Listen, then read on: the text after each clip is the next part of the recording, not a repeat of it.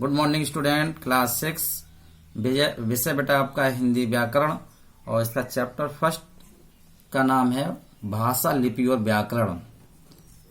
आज को हम इसको आपको पढ़ाने जा रहा हूं। ध्यान से सुने बच्चों। भाषा हमारे विचारों को प्रकट करने का साधन है, अर्थात भाषा द्वारा हम अपने भावों और विचारों को प्रकट करते हैं, अपने मन की बात दूसरों को बताते हैं तथा दूसरों के मन की बातों को जान पाते हैं। पशु पक्षियों की भी अपनी भाषा होती है, लेकिन पशुओं की भाषा पशु और पक्षियों की भाषा पक्षी ही समझते हैं। इसीलिए महान कवि गोस्वामी तुलसीदास जी ने कहा है, खग जाने खग की भाषा। अब बड़ा देखें, भाषा की परिभाषा देखें आप। भाषा वह साधन है जिसके द्वारा हम अपने विचारों को बोलकर व लिखकर दूसरों के सामने प्रकट करते हैं और दूसरों की बातों को सुनकर और पढ़कर समझते हैं। भाषा के भेद। भाषा के दो रूप हैं, मौखिक और लिखित। मौखिक भाषा के जिस रूप से मन के भावों और विचारों का आदान प्रदान बोलकर व सुनकर किया जाता है, वह भाषा का मौखिक रूप होता है। यह भाषा का सरल और व्यापक रूप है। मौखिक भाषा की आधारभूत इकाई ध्वनि है। लिखित भाषा के जिस रूप से भावों और विचारों का आदान प्रदान लिखकर और पढ़कर किया जाता है, उसे लिखित भाषा कहते हैं। यह भाषा का स्थायी रूप है।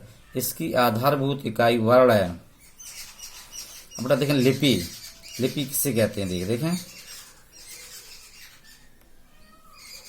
मौखिक भाषा को स्थायी रूप देने के लिए लिखित भाषा का विकास हुआ। प्रत्येक ध्वनि के लिए चिन्ह बनाए गए हैं जिन्हें वर्ण कहते हैं।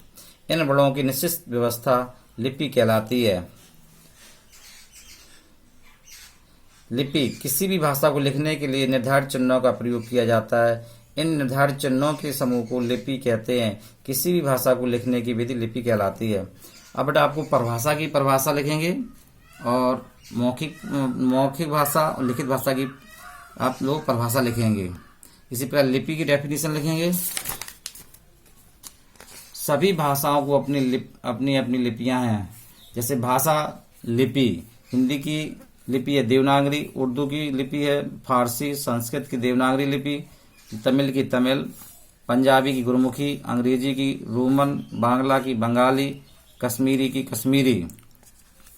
बोली किसी छोटे क्षेत्र में स्थानीय व्यवहार में प्रयोग में लाई जाने वाली भाषा बोली कहलाती है। बोली केवल बोली जाती है, इसका कोई लिखित रूप या सहायक रूप नहीं होता है। उपभाषा बोली की अपेक्षा बड़े क्षेत्र में बोली जाने वाली भाषा उपभाषा कहलाती है। इसमें क्षेत्र विशेष के लोग साहित्य रचना भी करते हैं। एक उपभाषा के क्षेत्र में अनेक बोलियां भी हो जाती हैं। हिंदी की बोलियों और उपभाषाओं में कुछ में ही उच्च कोटि का साध रचा गया है। बिहारी हिंदी के अंतर्गत आने वाली मैथिली में महाकवि विद्यापति ने पदावली की रचना की। इसी प्रकार अवधी उपभाषा में तुलसीदास ने रामचरितमानस जैसे अमर महाकाव्य रचना की। आप इसके जो प्रश्नोत्तर हैं अपनी नोटबुक पे लिखेंगे। ठीक, ओके।